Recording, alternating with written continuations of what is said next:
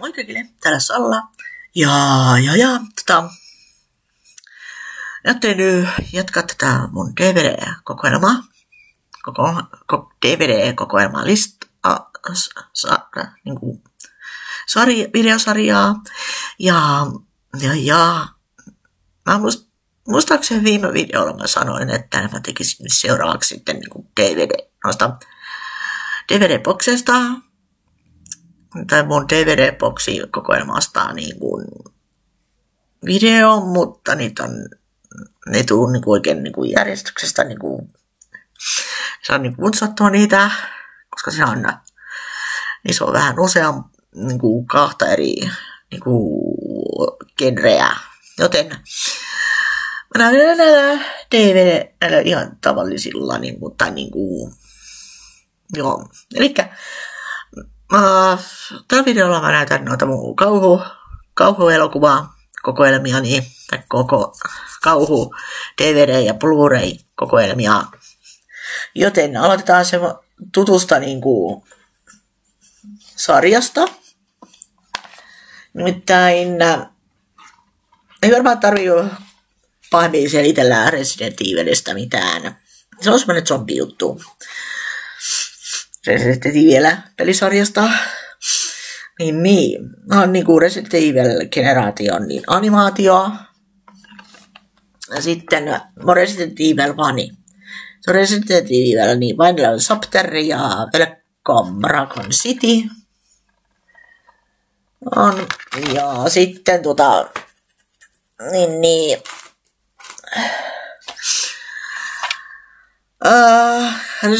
Resident Evil Afterlife ja sitten Retribution. Mä oon kyllä huono lausumaan näitä englanniksi, mutta no joo, suvat. Sitten on Resident Evil Tuho. Sitä ei ole paljon selitelläkään näistä. Sitten on Resident Evil 1. Ja sitten Resident Evil Apocalypse. Ja sitten Ultraviolet. Kai kuuluu kyllä Resident Eviliin. Ultravioletti oli muistaakseni jännitys. Se oli tosiaan muistaakseni se oli siinä nyt pari eri lajia täysveriset ja puoliveriset. Tai en mä muista kuinka se oli, tosiaan oli jotain kuitenkin DNA-kokeiluhommeleita. Ja sitten mä oon tosiaan, kun mä Resident Evil Vani, mä oon sitten lisäksi sitten mä tykkään noista Stephen Kingin romaaneihin perustuvista kauhuelokuvista ja thrillereistä. Joten mennään eka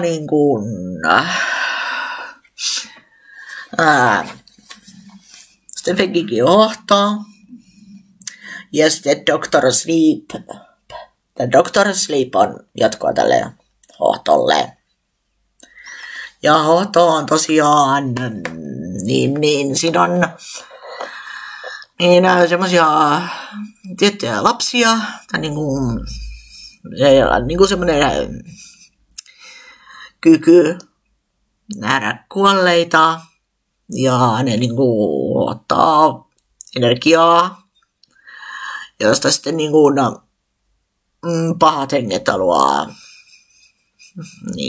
osansa energiasta, tai täysin energiat haluaa niiltä. Sitten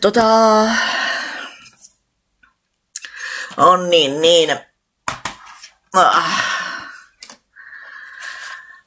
Stephen Kingin Pet Sematary 1 ja 2, eli uuden lemmikkini 1 ja 2, eli suomennettu lemmikki hautausmaa, ja se on semmoinen hautausmaa, joka jos sinne hautaa jonkun, niin se nousee sieltä kuolleista, nousee kuolleista, ja se ei ole enää samaa henkilöä. Että se on täyttä pahuutta. Niin. Sitten Sleepwalkers on tosiaan kertoo osista olioista, jotka näyttää ihmisiltä päältä päin, mutta ne ei ole ihmisiä. Ne ravitsee itseään niin nuorten lasten tuolla sielulla ja sitä rataa joo. Eli että ne joutuu jos ne ei saa nuorien naisten sieluja, niin, tai niin kuin imettyä itteensä, niin ne ei pysy nuorena.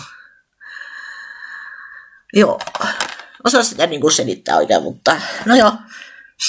Sitten on Naissilapset 4 ja 5, kertoo kultista, lapsikultista, joka niin kuin, ne ei suvaitse aikuisia ollenkaan.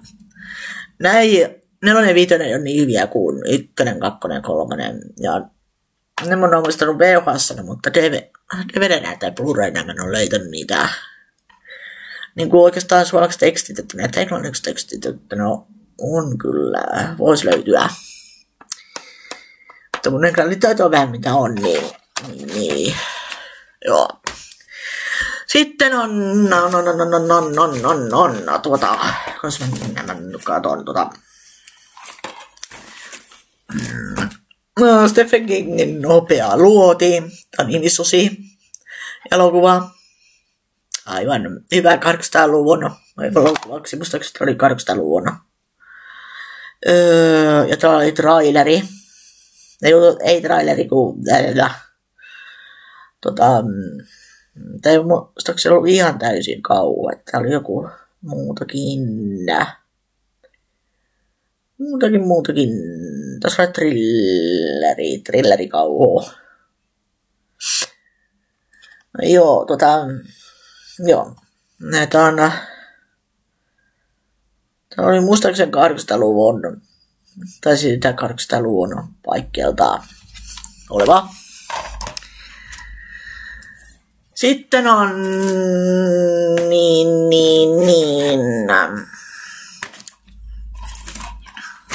Stephen Kingin Stud, eli tukikohta.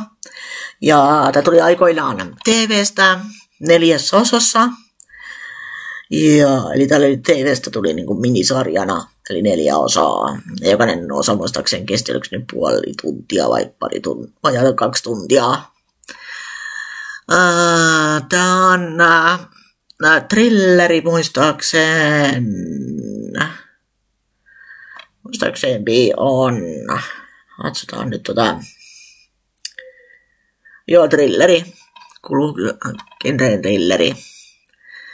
Thrillereistä mä en oikein paljon niin kuin tykkää, että se vaikuttaa niin kuin siihen, että no Stephen Kingin romaaneihin liittyen, niin ne on hyviä, jotka on thrilleri, niin suurin osa on niistä hyviä. Joo, ja tää on tosiaan, enkä mä sanoisin, tässä on niinku osa paha ja hyvän taistelu, lyhyesti kerrottuna. Mä vittiin enempää kertoa, että mä spoilaa. Ja sitten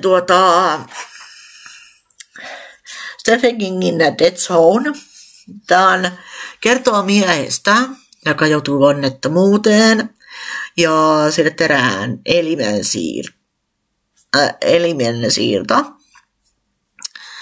Ja tosiaan se on yhteydessä. Saa kyvyn nähdä henkilöiden niin kuin tekemisen. Eli jos hän koskettaa tai kättelee jotain, niin hän pystyy näkemään, että mitä sille henkilölle tulee tapahtumaan, tai sitten mitä se kyseinen henkilö tekee tulevaisuudessa. Joo. Sitten on Stephen Kingin unensieppaa. Ja tää on muistaakseni thrilleri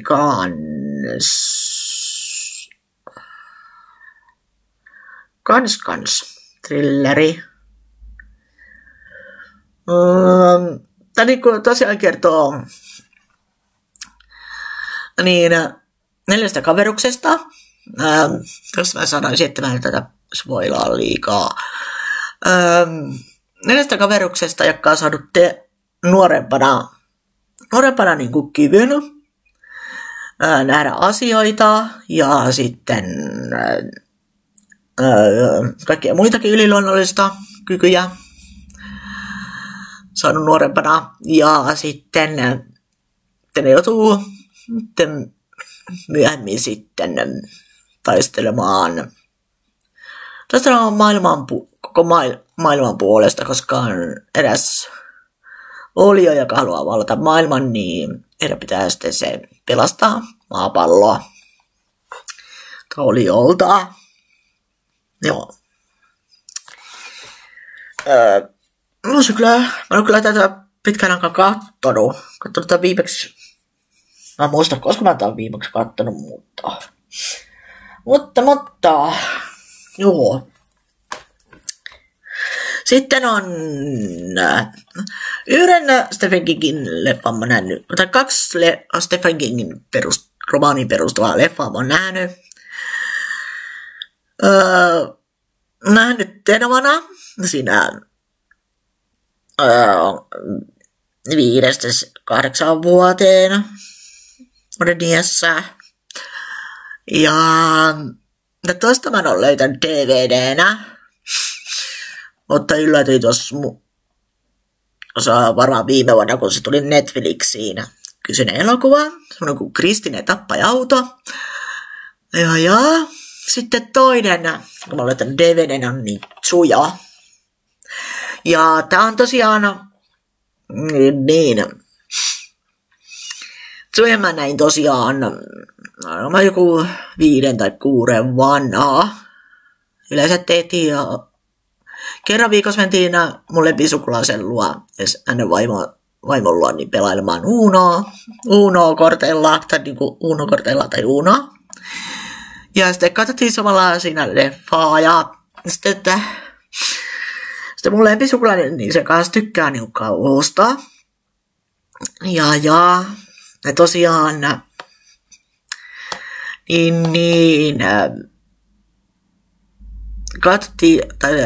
he katsoi tätä.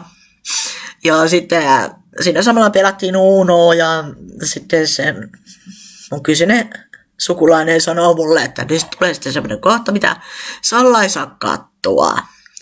Ja pitää tosiaan, tiedetään, tein avata, että jos niitä kieltää jostain, niin pitää tehdä päinvastoin. Ja silloin mä kyllä ajattelin jälkeenpäin sitten, kun mä vilkaasin sitä kohtaa, niin mä ajattelin, että ei olisi pitänyt katsoa. Mä katsoin, käsin nopeaa bändiä mun isän selän taakse. Niin, Tsuja. Niin se kertoo eräästä perheestä, jonka niinku perheen koira saa, kuinka mä sanoisin, että vähän spoilaa, saa niinku semmoisen niin sanotun niinku vesikauhun. Ja alkaa sitten perheellä niin elojäämistaistelu. Niin kuin. Joo. Sitä sen enempää ja joo, siinä oli ne tällä kertaa. No, mulla sanotaan lisääkin. Mulla varmaan vasta 1 ainakin puuttuu, mikä mulla on tuolla jo ainakin laatikosta joanainen. Että varmaan toisessakin videossa tulee vielä sitten, tässä seuraavalla videolla tulee vielä näitä